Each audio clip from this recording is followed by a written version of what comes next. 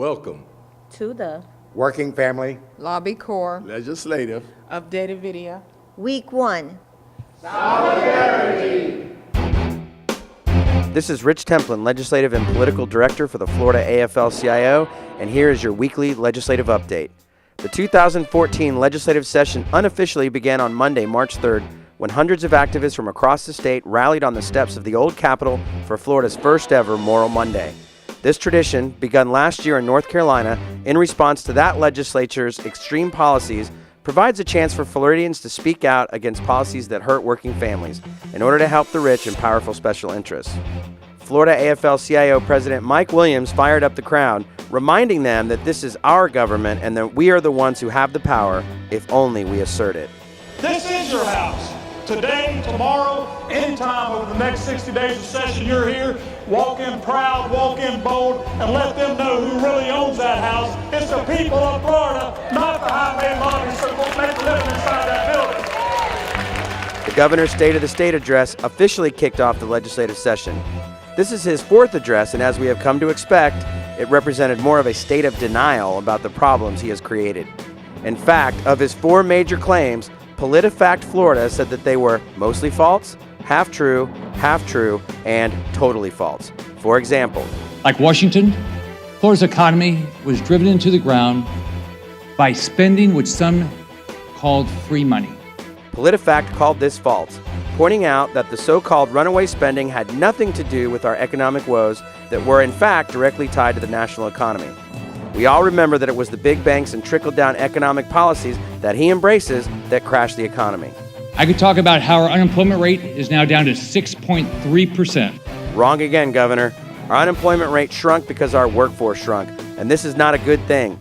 You promised 700,000 new jobs on top of normal economic growth, but you aren't even close to that goal. As a matter of fact, our long-term jobs crisis has gotten so bad, many unemployed aren't even counted anymore.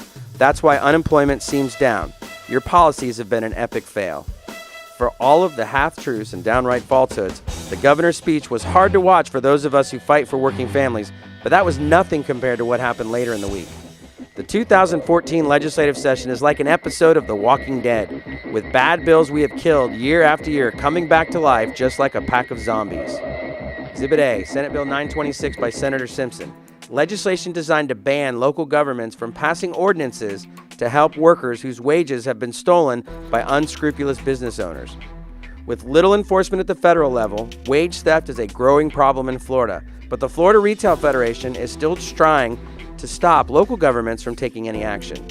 Activists filled the room to voice their opposition and stressed the need for a statewide solution to the wage theft crisis. So we would just encourage that one size doesn't fit all. This is a growing problem.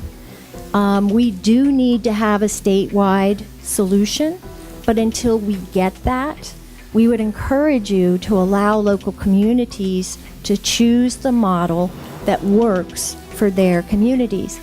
This is about allowing local governments to determine what works best for their community.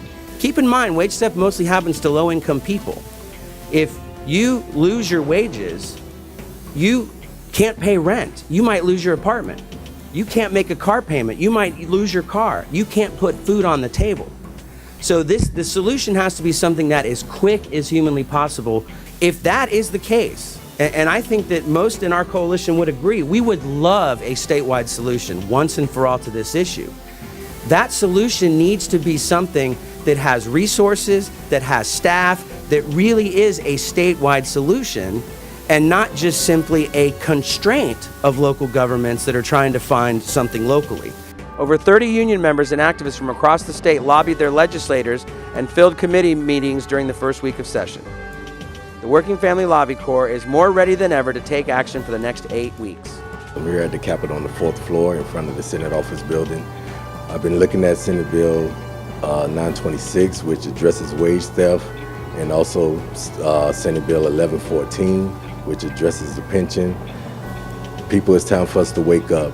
We need to get about the business that we're put in place for.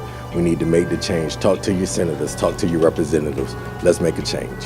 I am here to support issues that deal with educators and specifically teachers of learning disabled children. And I'm here this week to thank the legislators that have supported working family issues, and for those that are not supporting us, we're here to hold their feet to the fire. It isn't just about one issue or another issue. No, it's about building a movement of working families in Florida who can overcome the gerrymandering of our districts, who can overcome the power brokers of Tallahassee to bring social justice to the people of Florida. This is just the beginning, but the Florida AFL-CIO and the Working Families Lobby Corps will continue to provide you with all the information and tools you need to take action in the fight for working families in the state. Solidarity.